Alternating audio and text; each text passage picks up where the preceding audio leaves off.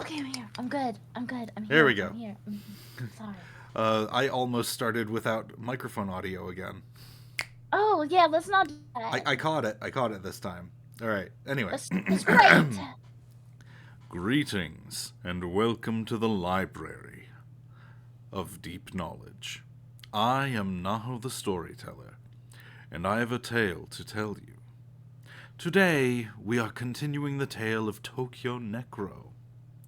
When we last left Soun and company, they saw what Milgram's suicide wannabes had done to the vice-governor, and also uncovered a connection between Kiriri's mother and the Ikebukuro CPC. I am joined today by, as you probably heard first, Eva, Crystal, Hello! and Akani. Me, yes, hi. Hello. A test of your reflexes. And Wild has shown up.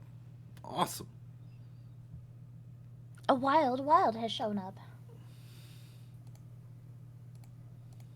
Fight! Oh, question of the day. What's everyone's favorite warm drink? Ooh, tea. Can you be more specific, Oh. Crystal? If I had to pick a specific type of tea, I guess green tea, pretty dang good. Like, I love me a good hot Tonberry tea. Hmm? Although I could go for a liver disaster right now, I think. Is that the one you were telling me about with Pilgrim? Yeah, Scott Pilgrim? that's Scott Pilgrim. Yeah. I have to say Nice. coffee. I like tea, but coffee. I like pu'er. Pu'er. Just like a mild, like old person tea. It's great. Oh, I'm also really fond of chai. Hello, Momo. Oh, Hi. Sam. Hello! Sorry I'm late. It's all fine. good. Yeah, put me Favorite back drink? on Momo's head. Favorite hot drink? Yeah, what's your favorite hot drink? Hot chocolate. I was gonna Ooh, say, that's someone better say so hot innocent. chocolate. Chocolate. What is good. yours? You guys didn't catch it when I said it? Damn. No. Yours is also didn't hot say chocolate? nothing. Yep. Ooh, that's Based. again, very good choice.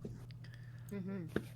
Yeah, I'm somewhere between chai, Tonberry tea, and liver disaster tea. Mm. That does It's all taste pretty tea. Good. All tea all the time. I'm the only coffee over here? Dang. I mean, there's the hot chocolate too. I mean, I don't hate coffee, but the question was for favorite. This is the only mom in the room that Exactly. says coffee. Now, coffee is good. Really Coffee's good. fine.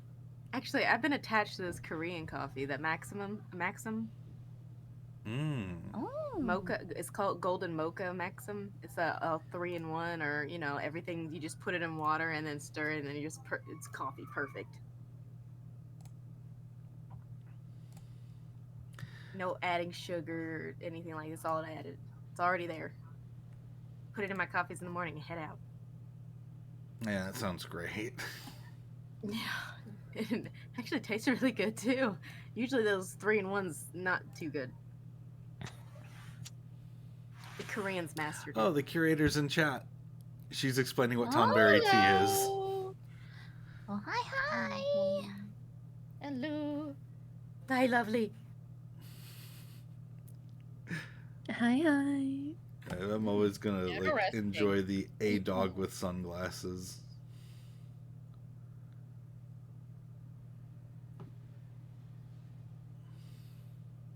Fun. That's funny.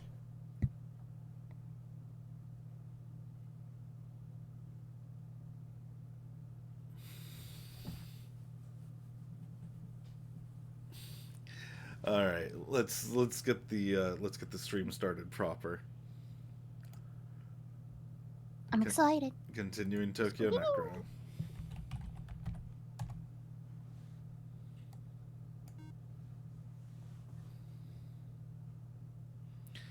I got a mug of water. It's less water, but it was faster to fill.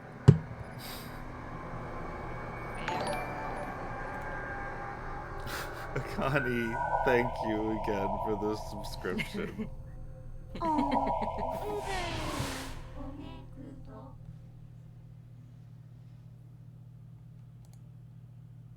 I'm loyal.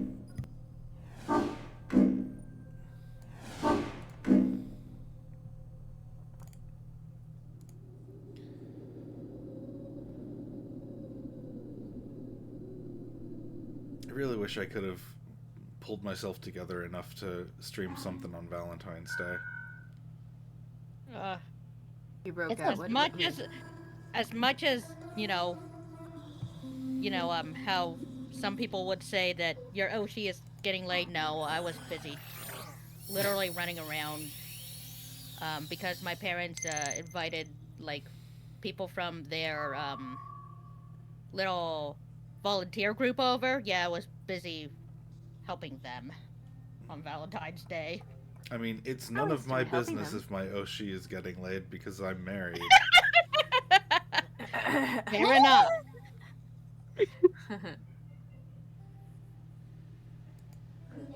I took the kids out to go eat and have a nice dinner. That's nice. Aw.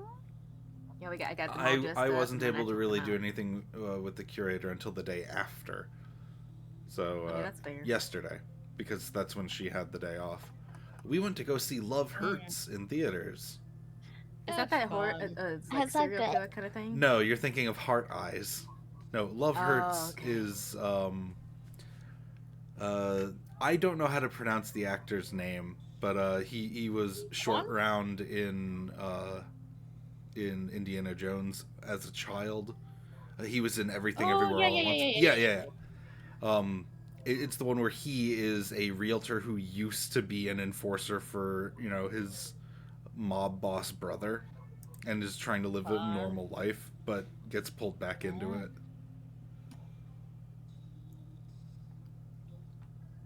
Oh, Mm. interesting. Was it good? It's very good. As soon as Blu-ray releases, the curator and I are buying it like immediately. Fun. Nice.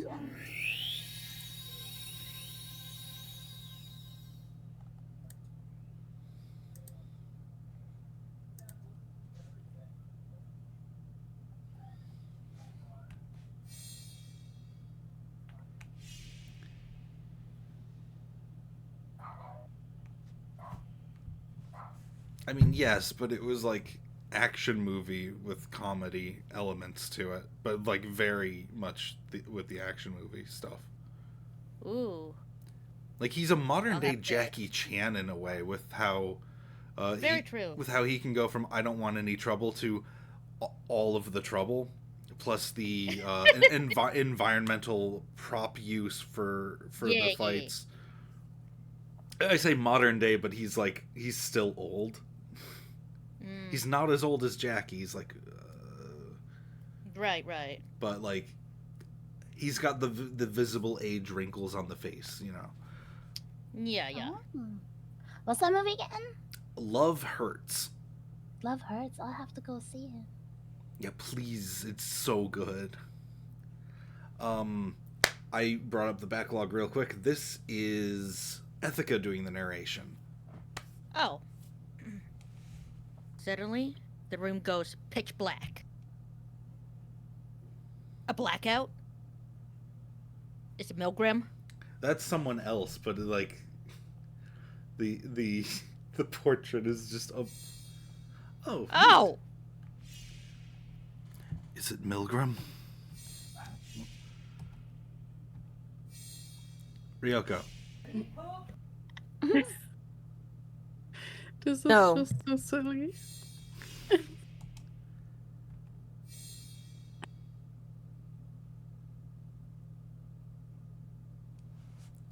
The fact that I have to bring up the backlog to see who's talking is really funny, actually. Very silly.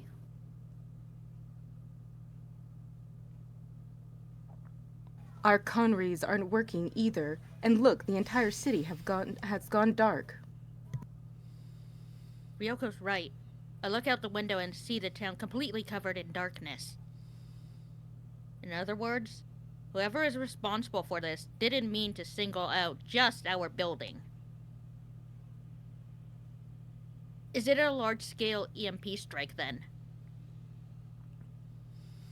Wait, hold on.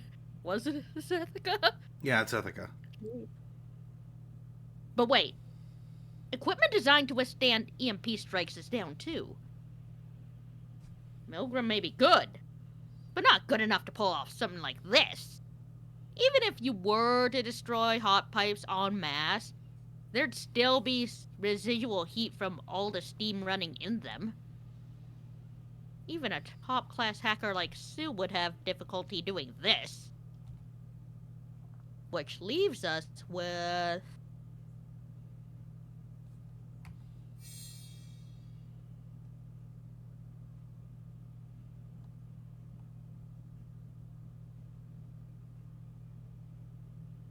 Iria?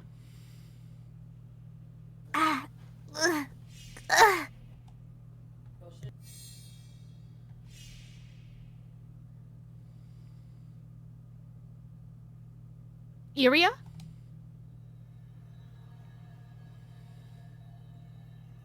Iria heaves labored moans as her conry continues emitting a dazzling light just above her fingertips. It's that rainbow-colored tone graph. It's stronger than I've ever seen it.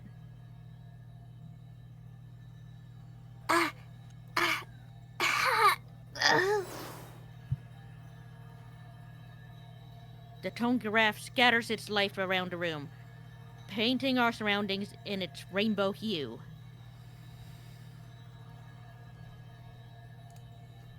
The wall-mounted screens, the handheld devices, even the papyrus, every single electrical appliance in the room starts pulsating with light in perfectly synchronized harmony. What's more, they aren't just getting repeatedly turned on and off. All the monitors cycle through the complete spectrum of colors: red, blue, yellow, and so on. Every electronic device in the city has been hijacked, repurposed as a decoration, like the sort you see on a concert stage. I can hear it. Hear what? From every mounted papyrus, from every TV in every living room, from headphones and radios alike, from long-forgotten speaking toys, to the many broadcast speakers installed around the city. Every single device in Tokyo capable of outputting audio comes to life with a song at the exact same time. Substance, concept. It has to be her. Is this Subcon? You mean she's doing all this? Yeah, she's calling out to me.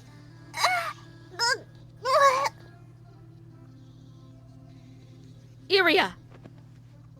Iria loses her balance and stumbles forward. I immediately reach out to try and catch her. I succeed, but she goes completely limp in my arms. Even with Iria having lost consciousness, her tone graph continues to shine and glimmer in the dark. Iria, come on, talk to me! Relax. She's just fainted. Really? I gently lay her down on the sofa. This happened the last time Subcon appeared, too. Deliberate recall of her lost memories places quite a strain on Iria. Rather than worry about her, we should instead figure out what's going on. I clock him in the face without a shred of hesitation. Show some goddamn tact, will ya? Getting worked up will get us nowhere. That's not what I mean. Calm down. Soen isn't entirely wrong, you know. Zone and I are on opposite ends of the spectrum when it comes to our personalities. We've always had our differences. There should be nothing new to me. But it still pisses me the hell off. But why? Why am I getting this worked up? For the love of God, shut this goddamn thing up! Recon comes first. Let's go out into the city and see what... In that moment, we feel the floor of the agency shaken by what seems like an earthquake. Are we under attack?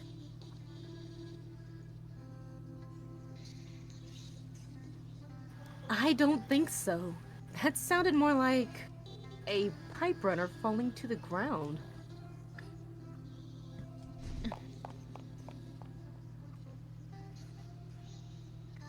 All the blood draws from my face in an instant. Driven by pure instinct, I rush out through the agency's front door.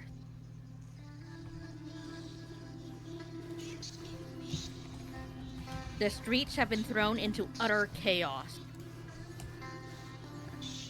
Every machine and electronic device has gone completely berserk. This ceaseless cacophony must be the result of every public taxi in town sounding its horn.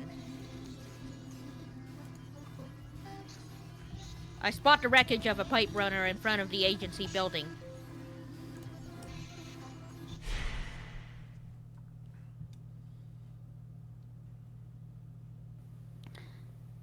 I'm actually pulling a night shift today. We're doing the maintenance on the pipe runners.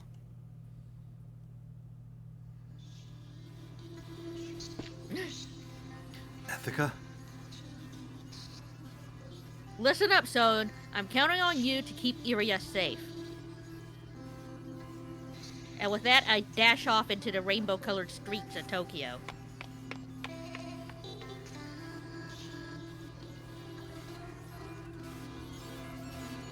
Cars running on compressed air have all stopped in their tracks. Judging by the images projected on their windshields, I'm assuming their ROS have also been hacked. The public network of self-driving vehicles has completely ceased to function. Taxis all around me ignore calls from locals and instead keep blaring their horns. No way in hell I'm driving in this chaos.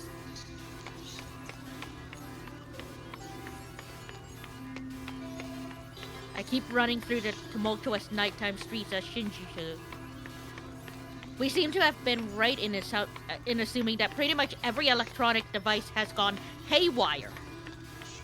But even as this city is engulfed by Subcon's performance, the residents remain unusually calm. Well, performance may not be the right word. More like a takeover.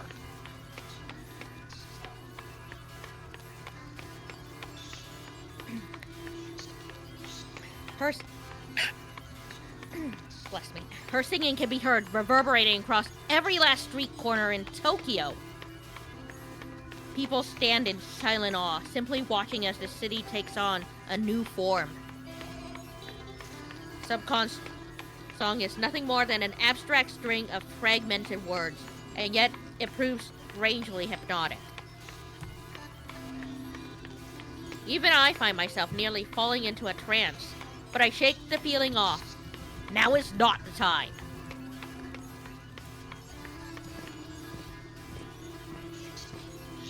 Out of my way!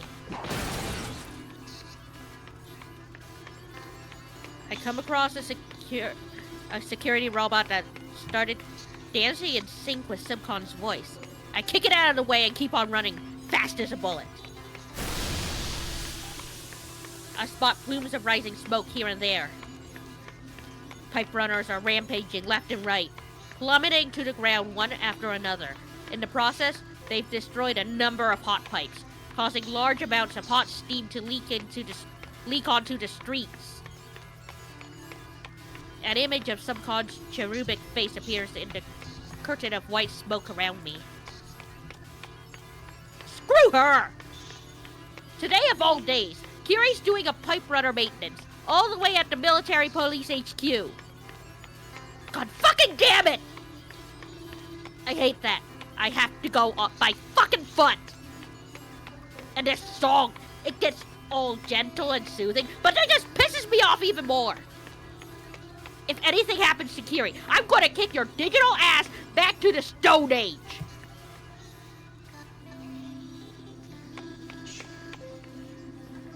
The military police HQ is similarly in a state of uproar. Its twin towers light up rhythmically in time with the music, while an image of Subcon can be seen projected onto their surface. The collective output of a large number of small-scale projectors has created a massive mosaic-like image of Tokyo's very own virtual idol. Several police officers come scrambling out of the building near Simcon's feet. The mesh network may be down due to jamming, but that's when LAN comes in handy.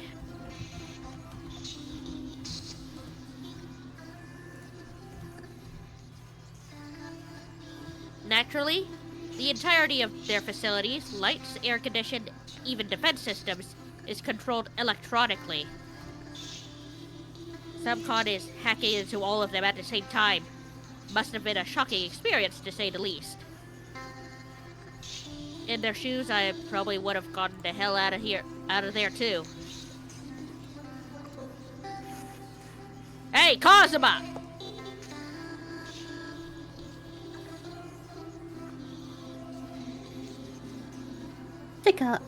I think we've got a situation. Subcon has Where's Kiri? a major assault. Let me think. Kazuma's face tenses up.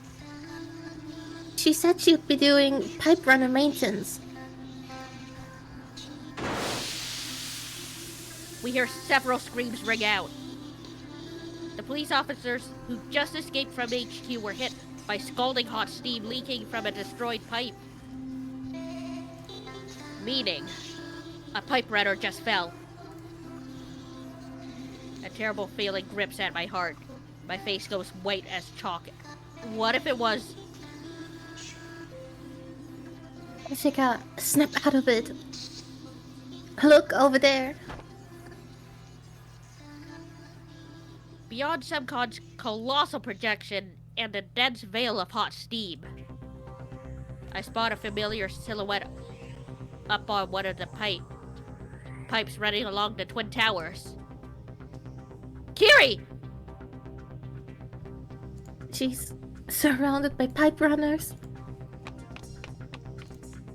Chika, wait. Where do you think you're going? I rush straight into the main building, paying no heed to Kazuma. Just like everywhere else, the entrance hall is also under Subcon's control. Not you assholes again! A group of security bots block my path. They can no longer distinguish between friend and foe. Instead, they simply move their bodies in sync with the music. Piss off! Seeing how they don't even seem to be capable of properly aiming their guns at me, I just hurl the goddamn things aside and dash up the escalator leading to the second floor. Once up there, I run into another group of robots that have gone berserk. I don't have time for this shit! I quickly make my way towards the elevator hall before they can point their guns at me. As expected, all the elevators are down. Guess I'm taking the stairs.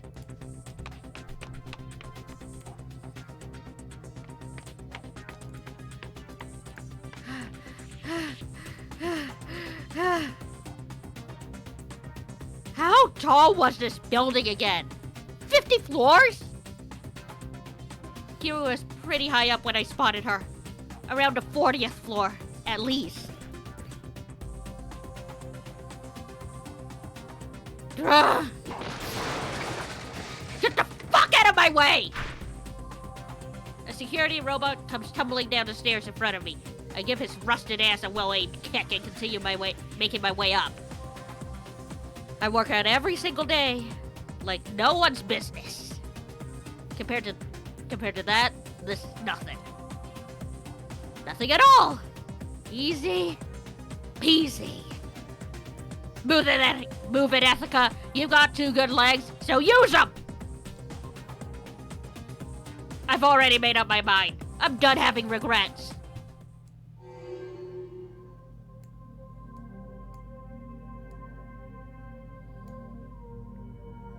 I ran away from home shortly after graduating from elementary school. Father of the X-Brain. The head of the Close Quarters Armed Martial Arts Training Unit. And the savior of Japan. My old man was the kind of father every little girl dreams of. I used to be proud of him. But then the war ended, and he came back home to Japan with an entire row of medals decorating his uniform. They say war changes people, and I guess they're right. My old man became a loathsome figure in my eyes in the span of a single day. I doubt he was ever particularly amicable as a person. But after he leveraged his wartime accomplishments to obtain a position in the military police, he became crueler and more distant than ever before. It only got worse the higher he climbed in the ranks. He told me not to trust people. He told me to use them as pawns. To trample all over them should they stand in my way.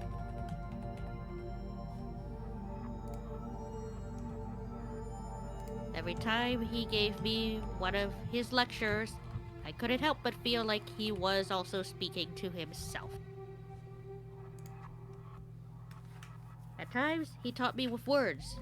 At others, his fist. He ignored everything I say. He told me not to be shackled by fleeting emotions and keep my eyes on the big picture. The future. I told him to piss off. Things got worse later. One day I brought a girl up to my room and he saw us kissing.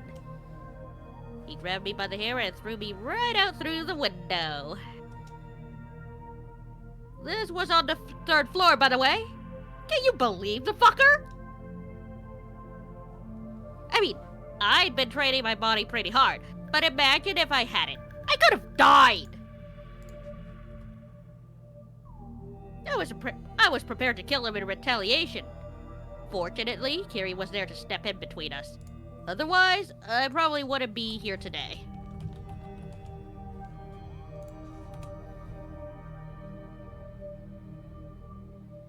So there you have it. That's how things are between me and the old man.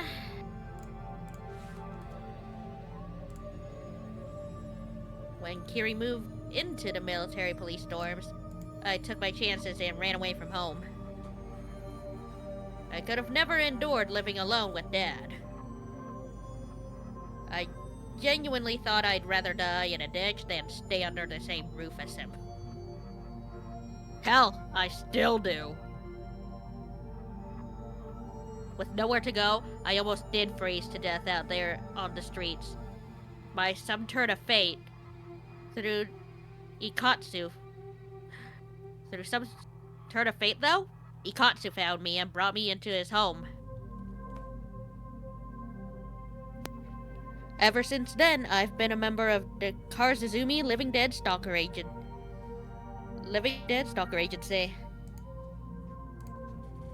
I met Ryoko, became friends with Son and Tokitaka. They accepted me as part of their family.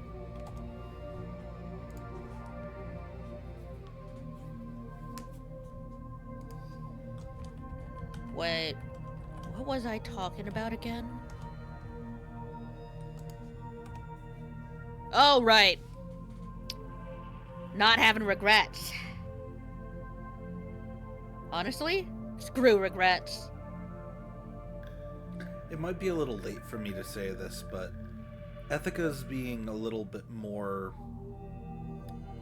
I feel like Ethica should be a little more soft about this whole story. Like, yeah, she's still got the anger, but she's dialed back compared to her usual. Honestly, screw regrets. I'd rather die than have regrets. But first, I gotta save Kiri, no matter what. You see, there's something very important I still need to tell her.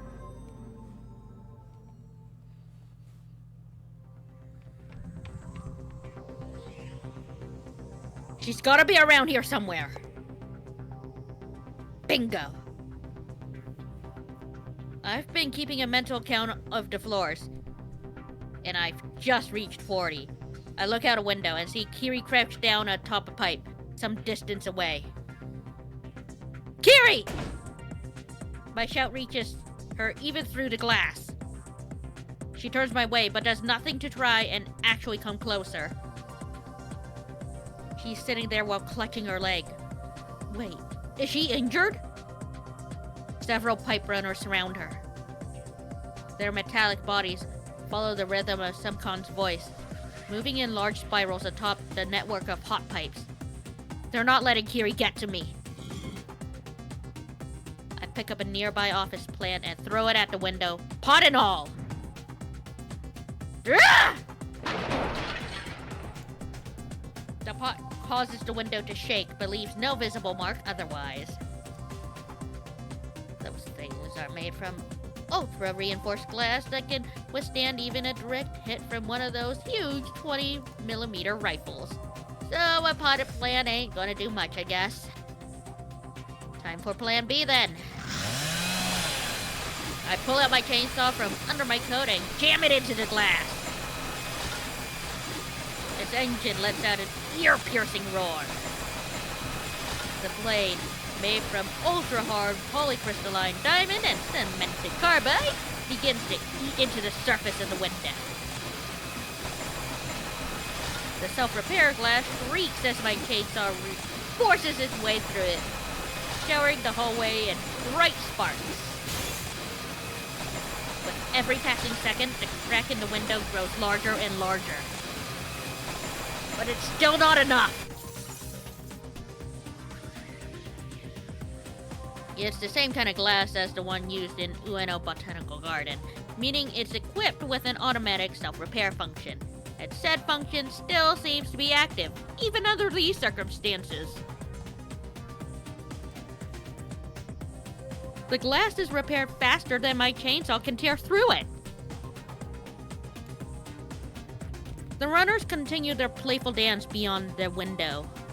Kiri, however, seems like she's starting to be affected by the overwhelming heat emanating from the pipes.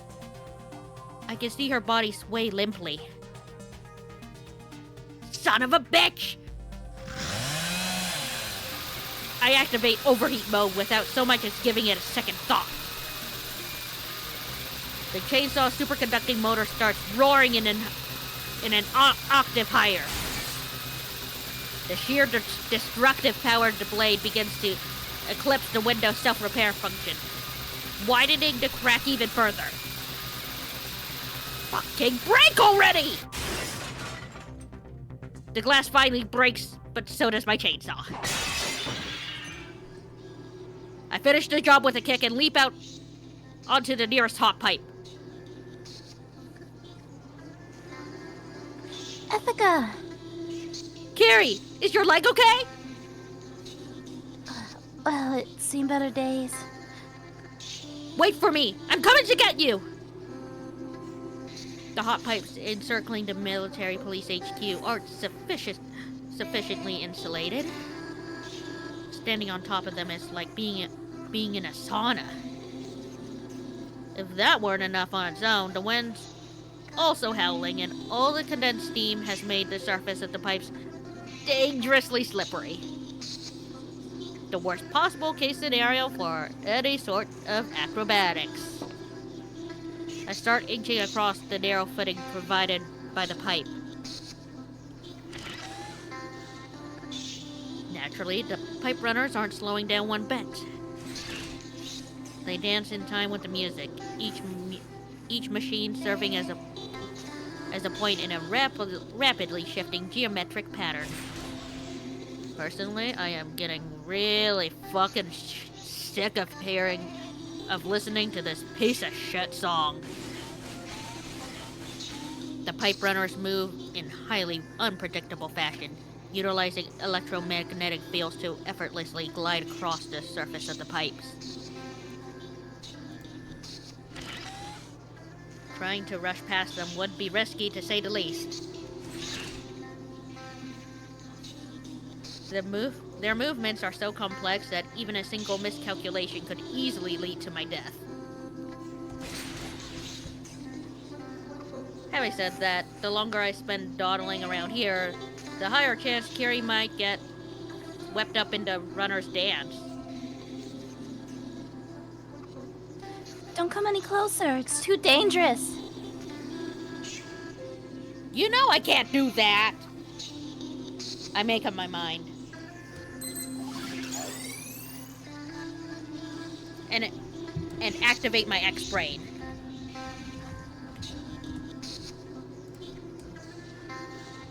The cornerstone of CQAMA. And a goddamn nuisance to boot. What's worse, the man who created it. No, I gotta stop this. I can't be distracting myself here. I have Kiri to save. I'll follow the suggestions for now, but only for her sake. That's all I need to focus on right now. Saving Kiri. It'll go fine. I'm sure of it. I'm done living my life in regret. Here we go. I break into a dash. I don't even need to say a word. My X-Brain will read my thoughts and suggest the most suitable course of action for every situation at hand. Dash. Stop. Take a half step back. Dash. Jump forward. Dodge backwards upon landing. Dash forward. A pipe runner passes by mere inches away from my face. Another speeds past me near my feet. Yet another two whiz by in front of and behind me in a parallel line. The hell am I? The main character in a video game? Yes. I mean, that brief mental distraction proves to be a colossal mistake. My coat gets stuck in a runner's wheel. It disrupts my balance and nearly makes me fall over. The nighttime cityscape of Tokyo fills my vision. Shit. I'm gonna fall to my death at this rate. Ethica! Damn it. I don't want to leave Kiri behind. I don't want to make her cry. I still haven't told her how I feel. I'm not the religious type, but I could really use some divine intervention right now. If I get through this in one piece, I'm telling Kiri how I feel. And that's a promise. Ethica, now is not the time to be raising death flags. So help me out here! My body moves based on pure reflex as it unconsciously follows the alert given by my X-Brain. I reach out and manage to grab onto an incoming pipe runner that seems to have miraculously showed up at just the right time.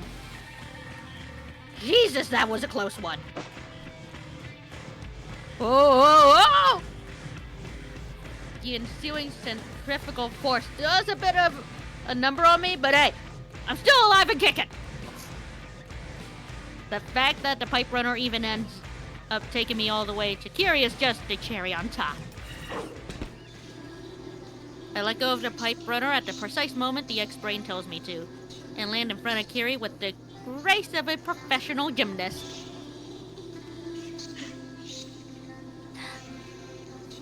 Sorry it took so long. Ethica! Are you out of your mind? You could have died. Huh? Come on, it wasn't that. Oh. My vision slants. Did that little stunt mess up my inner ears? That's odd. I can usually handle stuff like this. Then again, I did just rush all the way here from the agency, climbed 40 floors worth of stairs, did some mean acrobatics, and even tangled with death for a brief moment. So I guess it's understandable, even if none of it quite feels real. As I'm thinking all that, I can suddenly feel Kiri's body against mine. She's propping me up. Careful there, Ethica.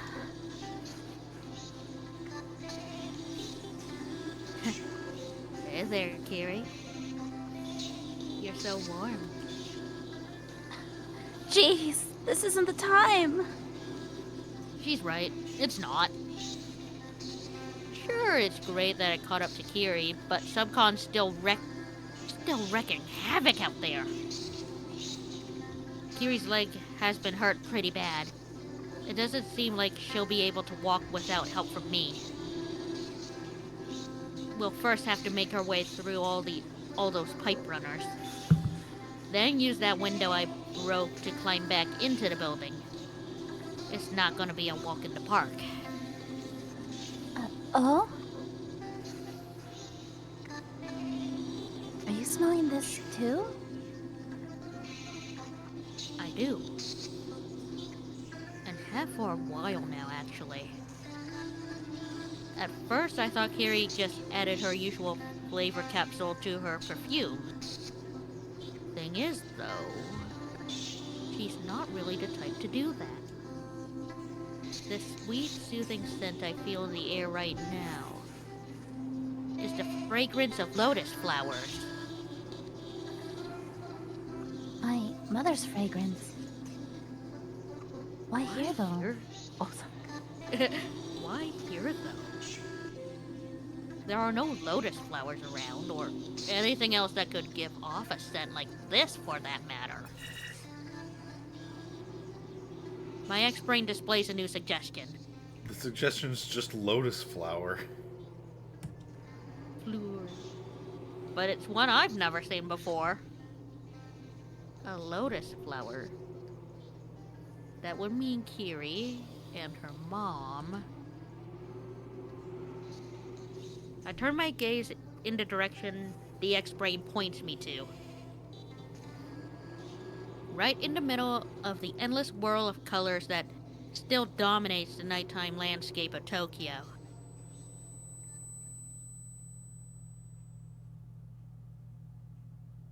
A set of letters, visible only from one specific angle, begins to emerge.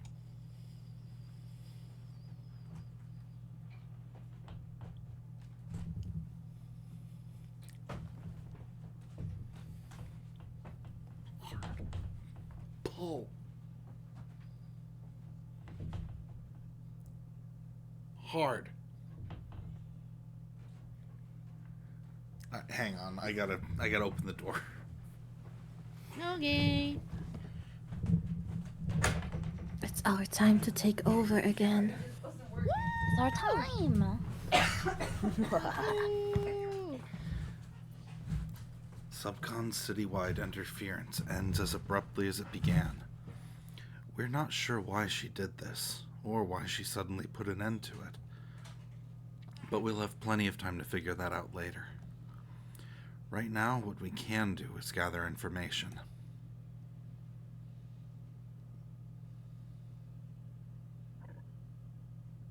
Hello, Ethica? I stop attending to Iria and turn around. I see Ryoko break into a relieved smile while talking to Ethica via her conry. Yes. How about you two?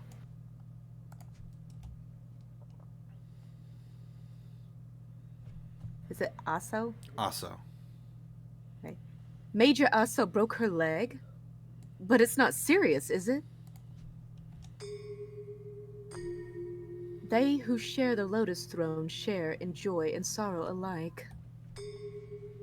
You mean that photo we looked at earlier? Still in the call, Ryoko picks up the papyrus we received earlier. She calls up a dialogue box and inputs the phrase Ethica's told her. They who share the Lotus Throne share in joy and sorrow alike. I take the opportunity to look the phrase up on my conry. The Lotus Throne refers to a pedestal modeled after a lotus flower that the Buddha and other divine beings sit on. Sharing a seat like this with another signifies close intimacy, like that of a married couple, or a willingness to weather the hardships of life together.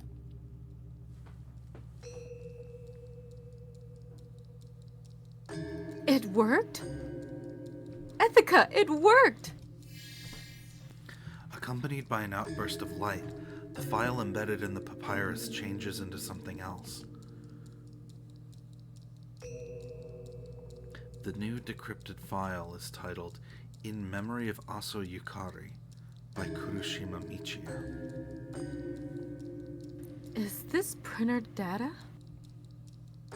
It's fairly dense. Ryoko checks the file extension and boots up a model viewer. Just opening the file itself takes quite a bit of time. I'm assuming it's something complex and high resolution. Let's see. I think it might be an 8mm tape. Is that something used for storing video footage? It is. I've seen a few of them. I can't think of anything else it would be. Storage media has a long and storied history. From ultra-high density hard drives to multi-layered optical discs and now holographic cubes, people have used all sorts of different formats for over the years. Looking even further into the past, we've had things like Blu-ray discs and DVD-ROMs as well. As for videotapes, they date back to an era even before that. You couldn't really print this with the public printers available throughout the city. The ones they have at government offices are the latest models, though, and come equipped with nanomachines and high-precision lasers. If you have all the necessary data, they can easily reproduce a magnetic tape and everything stored on it. The only problem is,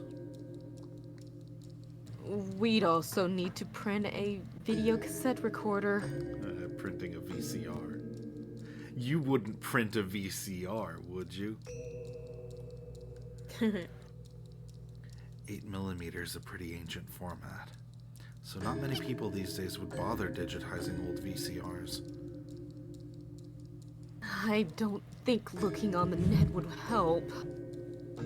Which leaves us with only one option. Find an existing VCR and use that. Normally that would be a challenging task in and of itself. But luckily for us, I happen to know a certain retro gadget enthusiast who could help us out.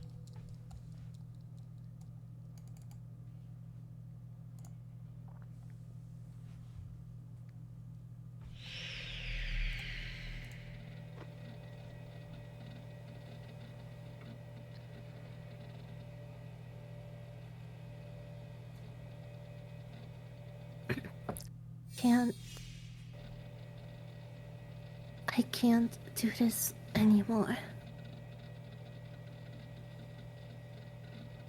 Her vision's too loud. Her hearing's too hot. Oh wait, I think that's The light- just narration. Oh, okay. Her vision's too loud, her hearing's too hot. The light blinds her skin. She can taste the cold.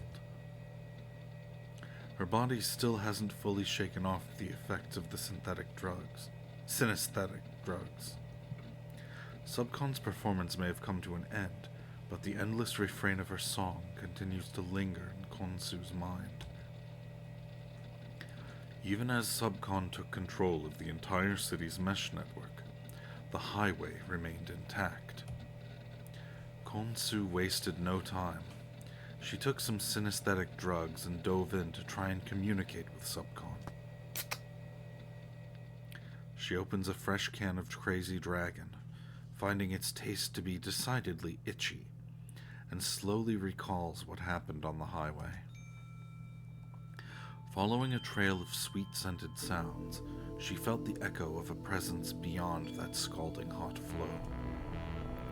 She dove deeper and deeper, nearly allowing her very self to be torn asunder and scattered into the digital abyss. She called out to her with a light more dazzling than the sun, but wasn't quite sure if its taste could reach her. Substance Concept, the virtual idol. Khonsu has attempted to make contact with her several times now, but has yet to receive anything that would qualify as an answer. She's not even sure why Subcon stopped singing when she did this time. Perhaps she heeded Khonsu's pleas, or perhaps she had always intended to stop exactly at that particular time. Subcon's thoughts and intentions remain shrouded in a thick fog of mystery. Today's pursuit didn't prove entirely fruitless, however. Khonsu is sure of it now. Her voice is familiar.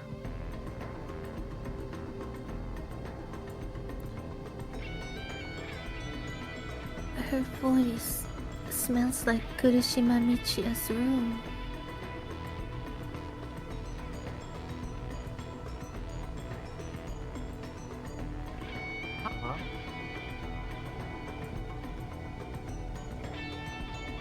Kibanohara Hokuyasu looks out at the shimmering Tokyo cityscape from the top of the military police HQ's twin towers.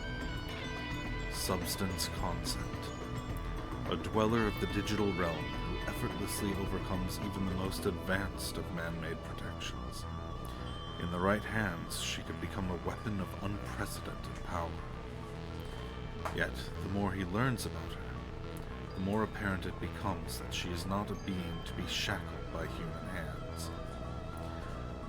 Subcon's perpetually evolving nature renders her woefully ill-suited to be fully comprehended by the likes of humanity.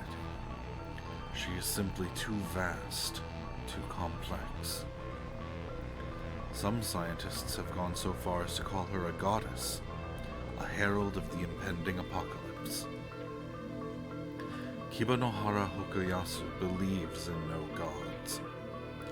If there is indeed a hell, he's already seen it during the war, when the dead came back to life to fight and slay their undead brethren.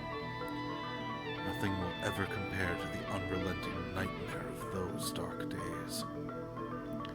Even if God were to offer salvation, he would strike his hand away, for he believes only man is fit to save his own kind.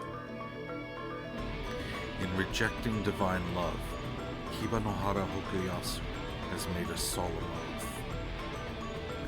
Until his dream is fulfilled, he would love nothing and no one, not even his own flesh and blood. His resolve has been firm and unshakable, so he believed.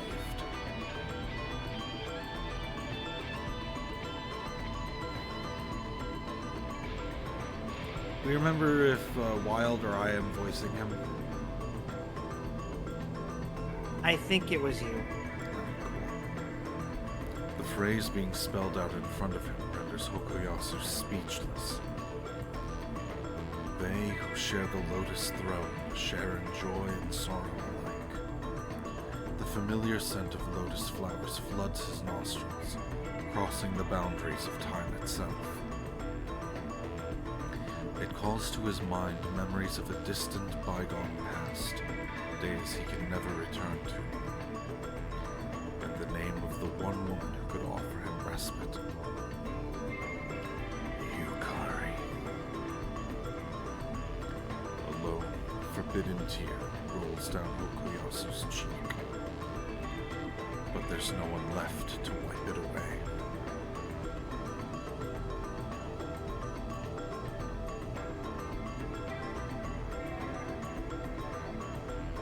美しい。 Oh wow, we finally get Juichiro. That's the wrong config. Individual voice settings. Turn off Juichiro.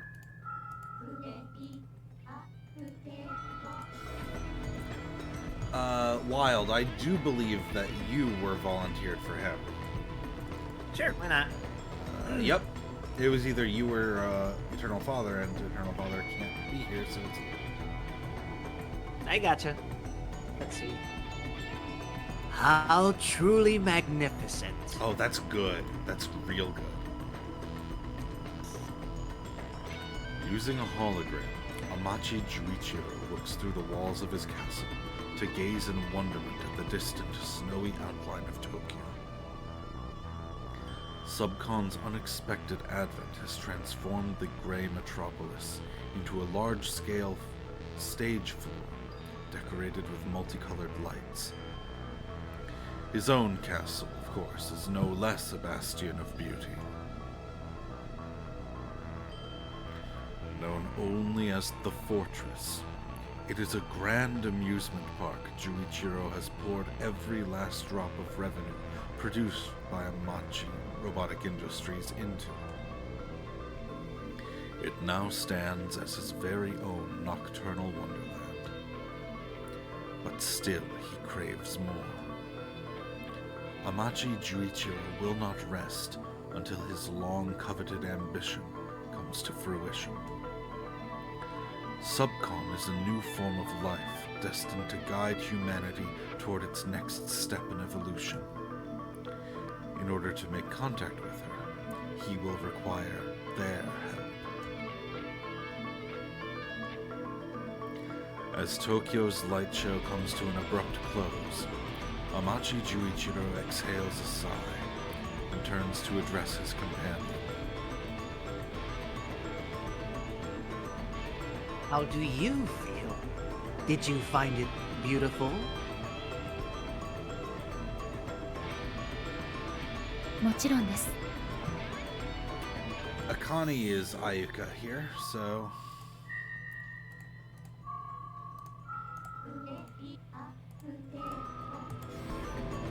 Akane, if you would.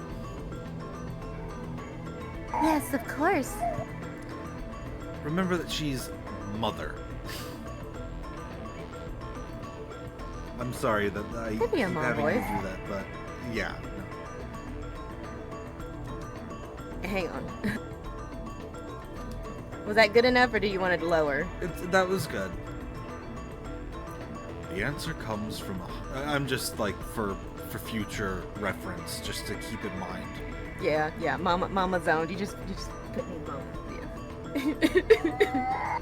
I'm sorry that I keep giving you those roles though, because I know like you've commented on it before. Oh no, it's all fine. I just pick at you. Like we give Monkey Bro everybody who dies. Okay, but that's not always on purpose. It's just it's just a curse. That's what's funny about it. Even more.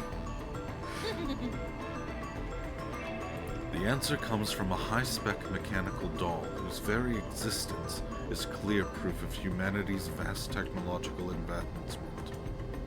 She stands solemn and somber, like a maiden mourning a lost lover.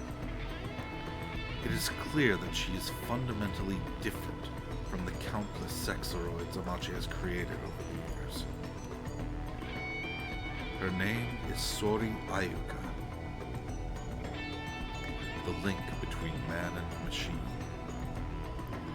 There's one other who shares the same role, Ogyo Iria. However, she's no longer here at the fortress. She went missing about 1 week ago.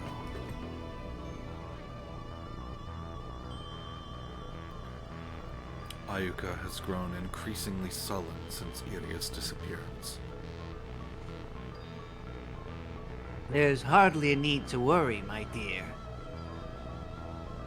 This little incident will no doubt help us locate Iria. She'll be back home before you know it.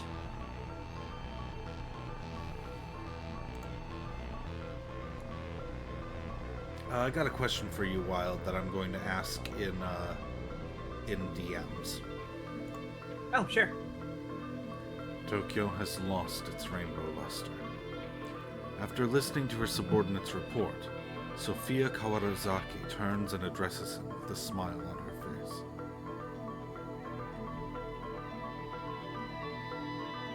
Excellent work. Do what you have to do and do it fast. I'll voice Yamanuma for here. 現在騎馬の原署 Wait, why is his voice back on? He's too powerful. Oh, because he finally actually isn't others male. That's really funny. 省に交渉中です Yes, ma'am. We're presently in negotiations with Major General Kibanohara. We should be able to act as early as tomorrow. Good. Don't fail me. Yes, ma'am. Visibly satisfied, Sophia watches in silence as her subordinate exits the room. The hollow screen above her displays a bird's-eye view of Tokyo, as captured by one of the few remaining satellites that survived the war. It recorded a mesh-like pattern blanketing the rainbow-lit city. Sophia then brings up an image of a VR program created by Hogyo Iria, the girl the suicide wannabes named in their video. Subcon's voice responds to Iria's midnight shores. In other words, the song and the VR program, two otherwise separate works of art, form a collaboration of sorts. The evidence all points in one direction. Hogyo Iria and Subcon have established mutual understanding and communication.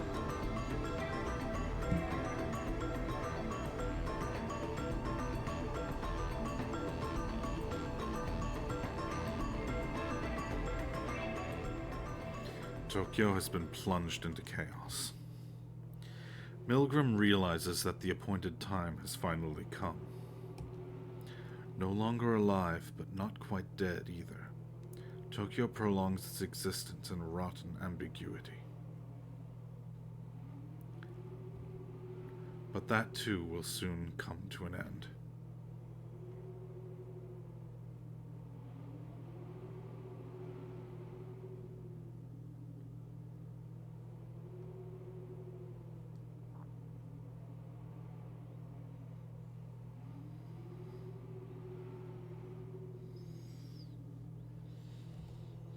Will they choose life, death, or something else entirely?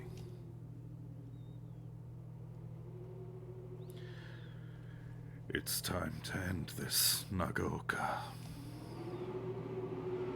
His voice, all but a whisper, is soon swallowed by the profound silence of the night.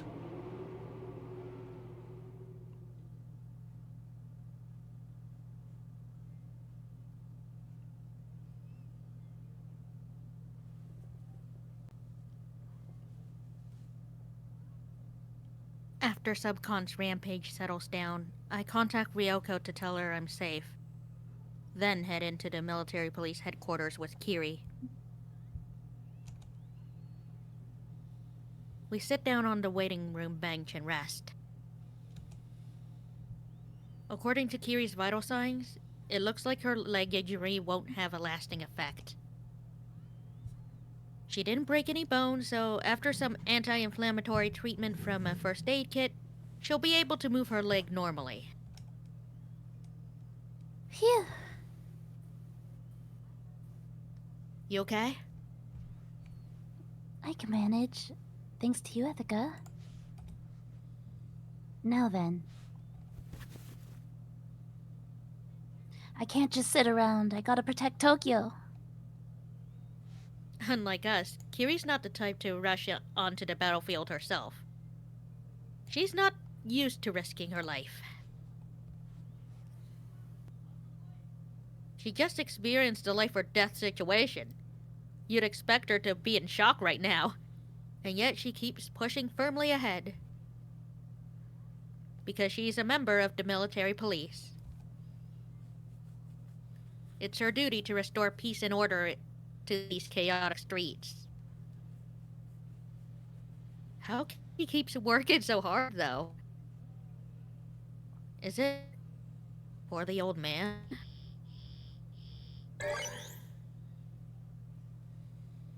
Kiri gets a notification on her Conry. Good grief, the military police just can't catch a break, can they? Ethica, it's from Kara Suzumi. Sorry. Good. Oh, I see. My Conry can't connect directly to the net due to the military police mesh jammer, so I bypass it via Kiri's. Hello?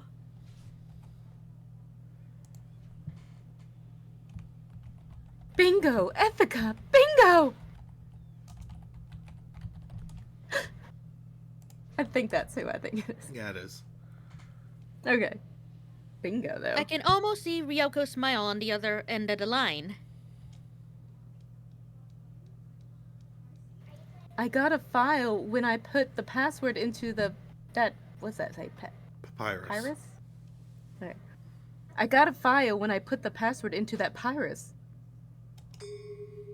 3D data of an 8mm tape entitled In Memory of Aso Yukari by Kirishima Michiya. Aso Yukari, Kiri's mom. Is something the matter? Kiri quickly senses something's wrong. I hesitate at first, but decide to tell her the truth. It was data sent in an encrypted, password-protected papyrus. It has to be important. You got a moment?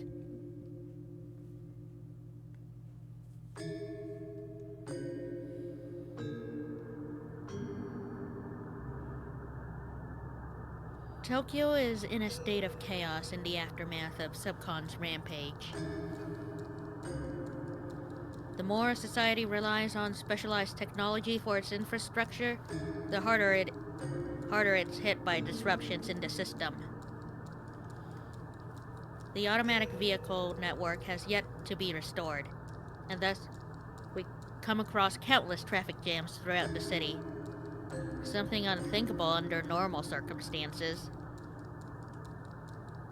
If we weren't in one of the military police's gray chameleons, we'd be having a much more difficult time getting around right now. Its adjustable legs allow it to easily pass over stopped cars. And perhaps more importantly, everyone makes way for the military police. We're able to move through the chaos surprisingly smoothly. We're maybe even going a bit too fast for my liking. It's been a while since Kiri and I last rode in a car together, hasn't it? I sneak a glance at the driver's seat where Kiri's gripping the steering wheel. Since we're in a state of emergency, she's manually controlling the car. Her expression is stern as she navigates through the congested traffic. Come to think of it, I don't know much about Kiri's mom. What was your mom like, Kiri? Well, I don't remember her very well, since she passed when I was so young. feel like she was someone strong. So, like, super buff? No, not like that. Kiri's expression loosens up a bit. She had conviction. She wouldn't back down. You know, that sort of strength, I guess. Though normally she was very kind and gentle.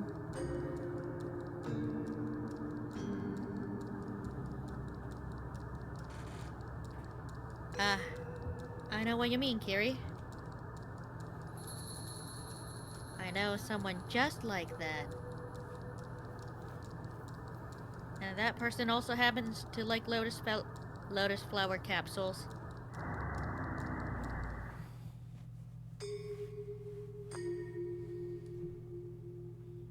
We arrive at the hyper ghetto.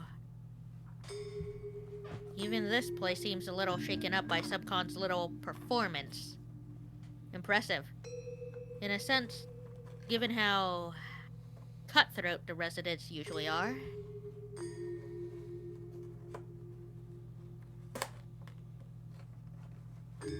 The agency's coelacanth is parked out.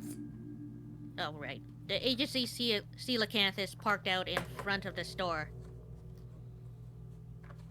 We park the military police strider next to it and enter Snowbound Nirvana.